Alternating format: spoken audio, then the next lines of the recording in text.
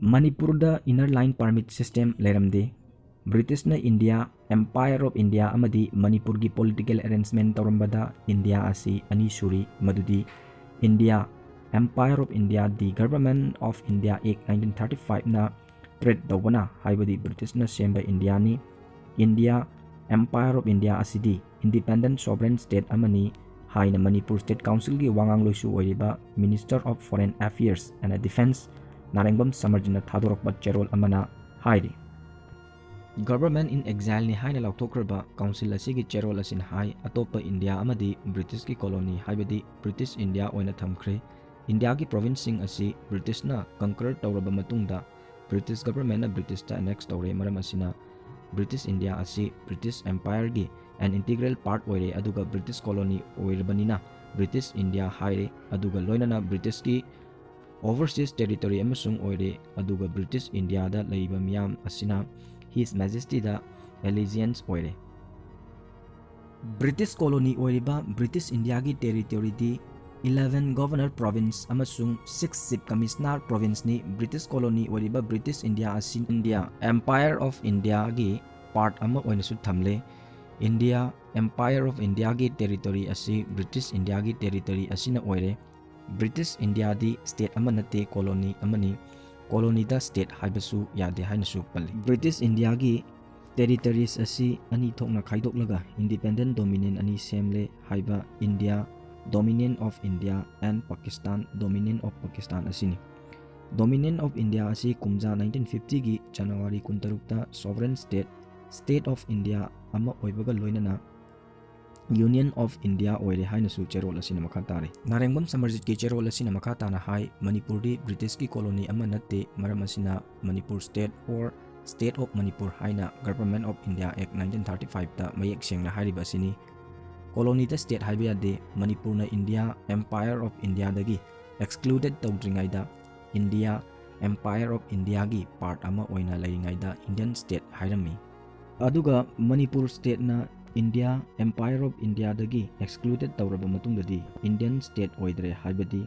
excluded area of state oina laire Manipur India Empire of India gi part ama oina Indian state oidringai dadi Manipur state ki external sovereignty asi India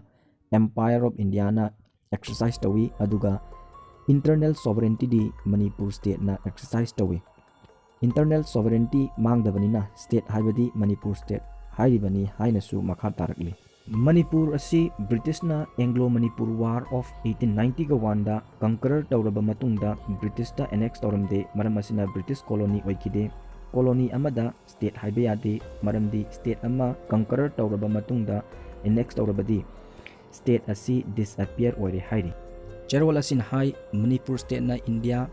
Empire of India dagi excluded tawbani order asi His Majesty na Government of India Act 1935 ki section 91 clause 2 gi makada kumja 1946 ki December 18 ta tawkiba order asi His Majesty na order in council na section 3 clause A India Consequential Provision Act 1949 gi makada revoke tawgana India da Manipur amuk hapsin bayade Manipur na excluded area of state ama oirabani na standstill agreement instrument of accession aduga Manipur merger agreement asidi Manipur state kamari amata lainade lainabasu yade hairiba standstill agreement amadi instrument of accession asidi India state ama oina lairiba makoi gini Manipur state ti India Empire of India dagi excluded tawbani aduga Naga Hills Lusai Hills Chin Hills ti Assam province dagi excluded tawbani paramasina hairiba Naga Hills Lusai Hills tribal area asigi protection ama pinaba inner line permit system haiba ama British na thamam British India gi province oiraba Assam phauba Indian singna changlaba matungda Naga Hills or Lusai Hills da changi hairabadi inner line permit paidaba yade Naga Hills Lusai Hills su India Empire of India gi part ama oina lai matang sida panjariba mitop hairibasi Indian singbuni hairi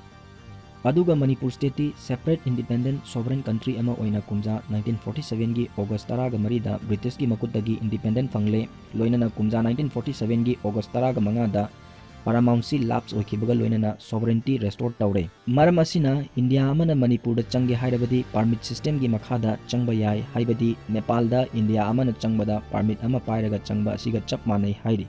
अदुगा India नतबा अतोपा नेपाल सिंगना मणिपुरदा चंगे हाइरबदी passport पारगा चंगदबनी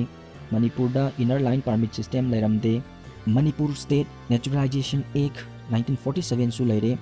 मणिपुरना India दगी हाइबदी एम्पायर ऑफ इंडिया दगी एक्सक्लूडेड तौरब मतुंगदा इंडिया मचा अमना मणिपुरदा लेथौगे हाइरबदी मणिपुर की सिटीजन अमा ओइगे हाइरबदी मणिपुर स्टेट नेचुरलाइजेशन एक्ट 1947 की मखादा नेचुरलाइजेशन सर्टिफिकेट पाइरगा लेगदबनी हाइनसु मखा तारकले अरोइबदा यंगबिरिबा मदि ताबिबु पुंगमपु थागतचरी।